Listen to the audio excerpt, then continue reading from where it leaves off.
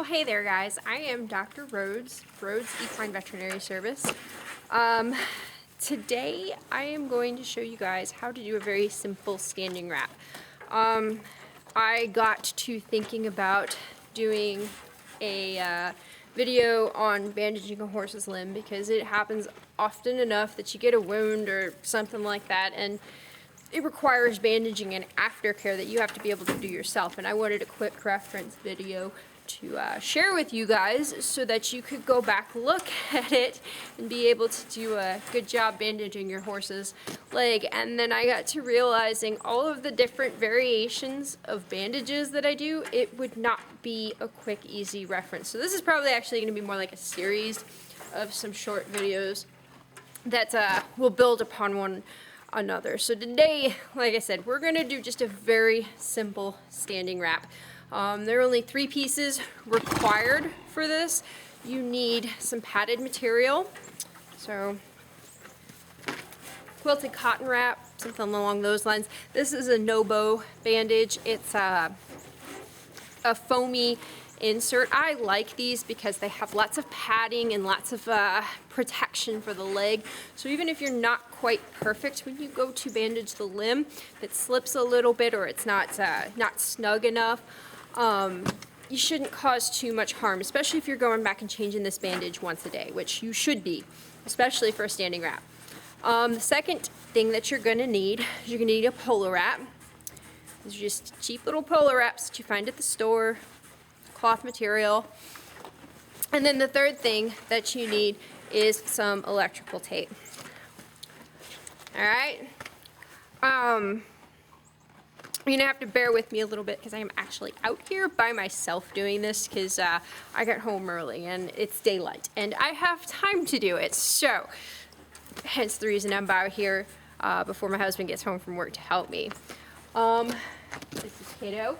He's going to be my helper today. As you can see, he's quite the gluttonous little chump. I'm going to slightly adjust this camera so that you can see his leg. I think that ought to work for us.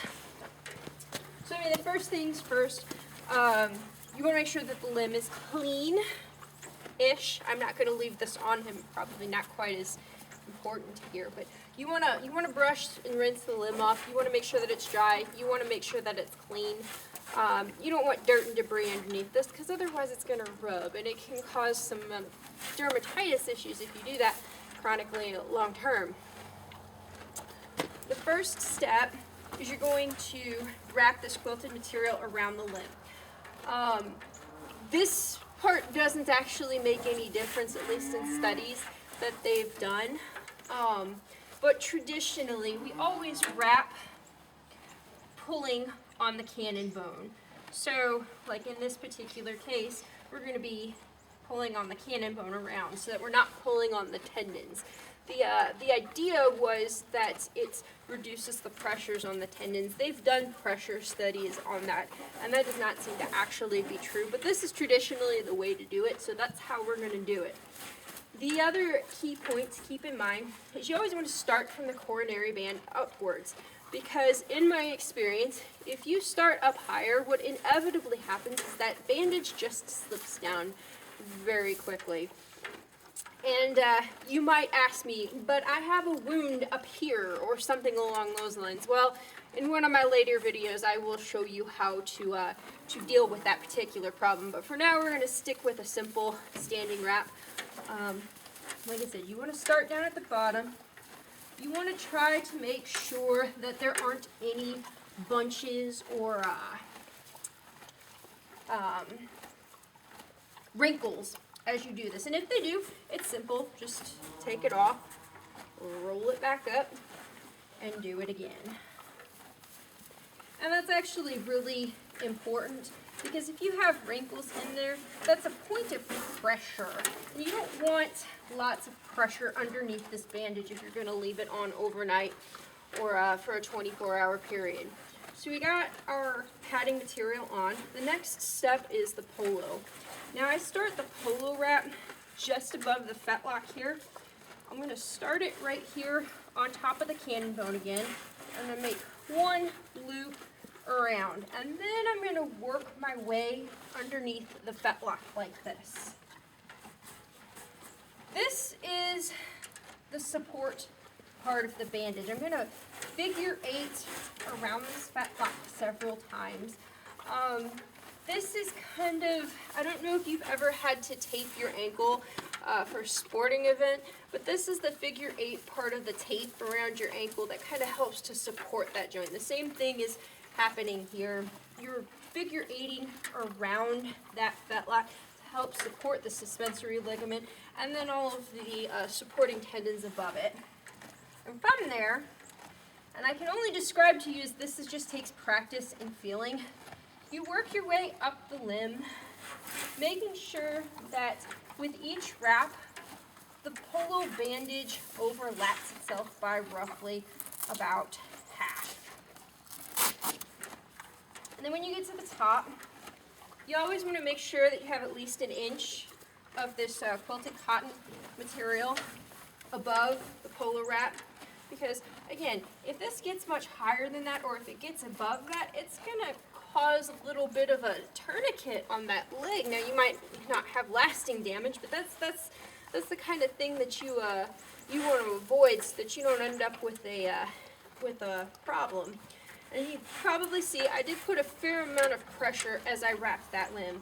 If I am changing this bandage once a day, that's not going to be enough pressure spread out across this whole limb like that to cause a problem.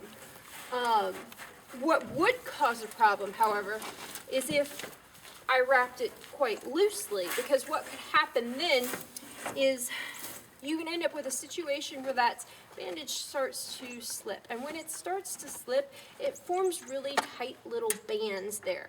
Those are not spread out across the whole limb. Those are concentrated to a very specific spot. So they kind of act like a tourniquet.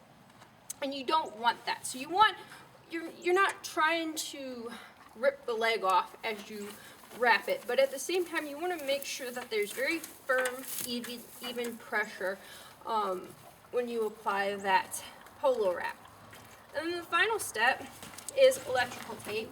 Now what does the electrical tape do? Well, I'm going to put one little ring, not tight, but just a little ring across the top here, right across where my Velcro is, because after you've put these things in the wash so many times, that Velcro wears off and it comes loose.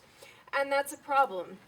This is the kind of bandage that you're going to put on your horse at a show, or something along those lines. So if you leave this on your horse overnight in the stall and he starts to itch at it or tear at it or rip it loose and it starts to come loose, he can step on it, he can get tangled in it. There are a lot of things that can happen if that top part of the bandage comes loose and gets strewn about the stall. You want to avoid that. A little piece of electrical tape.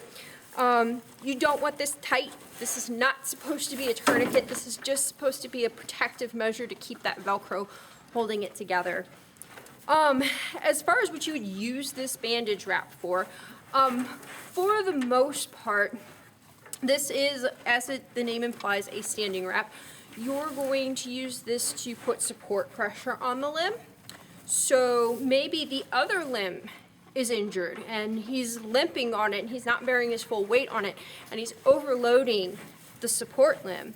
Well, this is the kind of bandage that you would put on that support limb to give it just a little bit of, well, support to help prevent some soft tissue breakdown or laminitis occurring.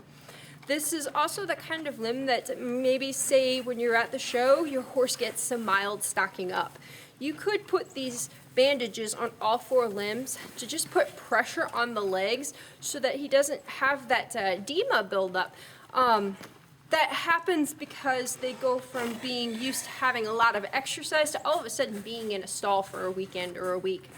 And that kind of just, it's like a support sock. If you have a relative with a heart problem or something along those lines, you'll see those support stocks that they put on their legs. Same thing, same principle. That's what you're doing there.